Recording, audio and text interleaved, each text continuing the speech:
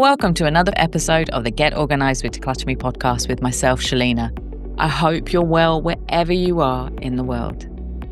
Today, I'm sharing something really special, a topic that's been requested by a listener, and honestly, one I think will hit home for many of you who identify as artists or creatives. The question I received was, how can I declutter as an artist? I have so many colours, paints, and artworks. It's all just too much. And I felt that.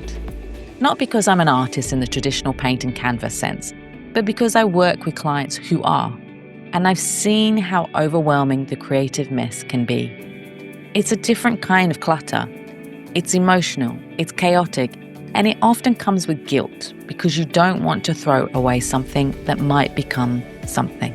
So in today's episode, I'm going to walk you through how to declutter when you're an artist, using my approach, mostly the mini declutter method, which is all about avoiding overwhelm while still making progress.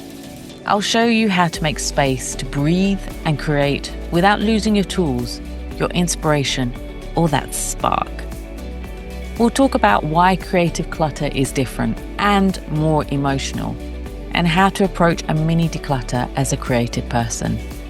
What to do with all those paints, pencils, and half-used materials. Managing the mountain of finished and unfinished artwork, and creating a system that helps, not hinders, your creativity. So get a cup of tea, maybe sit in your studio or wherever your creative chaos lives, and let's get started. So let me just say something up front. Being messy does not make you more creative. That whole creative, chaotic, genius idea is very romanticized.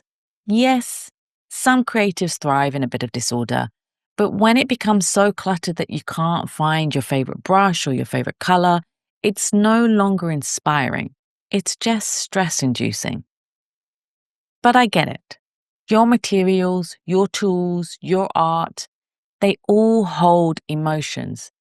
That paint you bought in Florence, that sketchbook from uni, the canvas you never finish but still kind of love. These things feel like a part of you. And because of that, decluttering feels like you're erasing part of your identity. But let me offer you a different view. You're not erasing, you're editing, you're curating. You're making space for who you are now and the artist you've become. The old stuff, it served its purpose. It helped you grow. And that doesn't mean you have to keep every tube, every scrap, or every wobbly early painting. So now let's talk about what I call the mini declutter. If you've been following me for a long while, you'll know I don't believe in emptying everything out into a huge mess before sorting. It's overwhelming and so unproductive, I can't even say.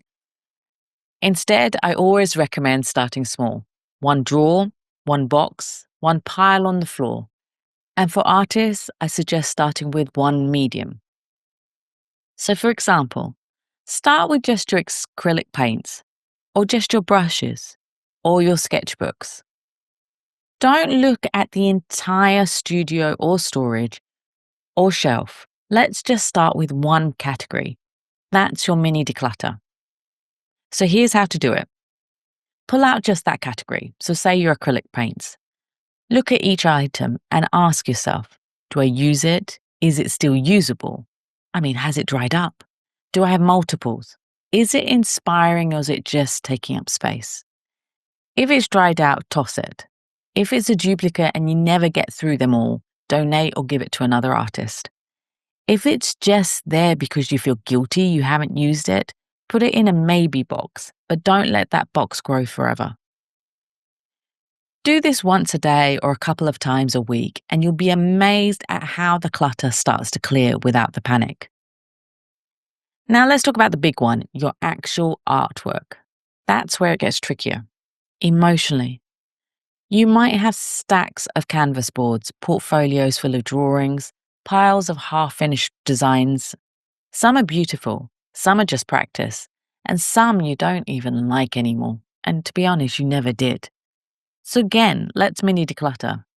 So pick 5 to 10 pieces at a time and ask yourself, Do I still love it? Would I frame it or share it with someone? Does it still feel like me? That's a key thing to ask yourself. If it's a no, consider these options. Digitize it, so take a photo, archive it onto your drive, and let the physical version go. Gift it, so give it to a friend or a family member who's always loved your work. Reuse the canvas or paper, so be practical. Use over it, collage it, repurpose the base. I often find that artists keep everything because it represents progress. And that's fine, but progress does not need to be stored in piles. It can live in memory, in skill, and in your evolving talent. Next, let's talk about organizing your supplies. So once you've mini decluttered your mediums and tools, it's time to organize what's left. So here's what I recommend. Group by category, so your paints, your brushes, your sketchbooks, and your tools. Group by medium, so your watercolor, your oil, and your pastels. Then store by frequency, so keep daily use items easy to reach, and your occasional stuff higher up or in drawers. Use clear containers if you're visual, and label everything. I promise you, working with artists, I have found that labeling is the best thing for them to ensure that they find everything quickly and within 5 seconds, and don't start rummaging everywhere and anywhere for stuff. For things like small tubes or pencils, drawer organizers or caddies work really well. You can even repurpose clear makeup organizers. They're brilliant for this. And let's talk about that junk drawer. Every artist has it, the one with random things that don't belong anywhere. Give it a name, bits and bobs, experimental tools, or whatever you like, but limit the space. One box only. And when it overflows, you declutter it again. Now let's move on to inspirational clutter. The magazine tear-outs, the scraps, the test swatches, the photos, the Pinterest boards, you name it.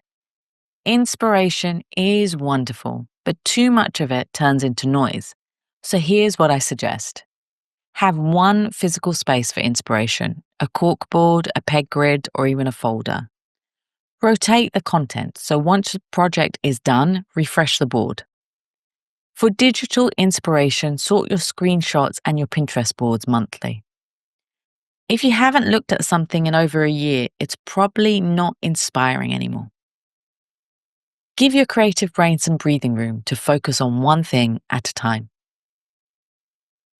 Now, let's talk about my favorite thing, unfinished projects. We all have them. They're I'll get back to someday pieces. A lot of people had them post-COVID, and it's kept on growing since then. So here's how I help my clients decide what to do with them. Set a time limit. So if you haven't touched it in 6 months, it goes into the rework or release zone. Give yourself permission to let go. Not everything has to be finished. You can even sing Let It Go, but let it go if you don't want to use it anymore. And create an in-progress basket or box. Just one, label it, and when it gets full, revisit it.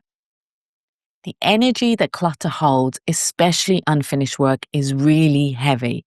So lighten your load so you can create freely again. Once you've done all of this, which may take days or even weeks, depending on how much you have, you'll want to keep it tidy without killing your creativity. So, do a mini declutter once a week, just 10 to 15 minutes. Return things to their homes when you're done, and this helps especially if you've labeled all the sections. Don't buy new material unless you've used up what you already own. And have a one in, one out rule for your tools and your books. You don't need a showroom studio, you just need space to move, to think, and so importantly, to create. Decluttering as an artist isn't about restriction. It's not about minimalism for the sake of it. It's about clarity, focus, and giving your ideas the room they need to grow. The clutter might feel like comfort, but underneath it, you might find a calmer, more inspired version of yourself just waiting to emerge. So be kind to yourself through the process. Do a mini declutter. Let go of what no longer serves you, and trust that your creativity doesn't live in the stuff, it lives in you. Thank you so much again to the listener who sent in the question asking me what to do with your art material. It was such a good one, and I hope this episode has helped you and also anyone else listening who's felt the weight of creative chaos. If you know an artist who needs to hear this, do share it with them. And as always, if you've got a question or an idea for a future episode, please send it through to me. I love hearing from you. Till next time, take care, and I'll speak to you next week. Bye.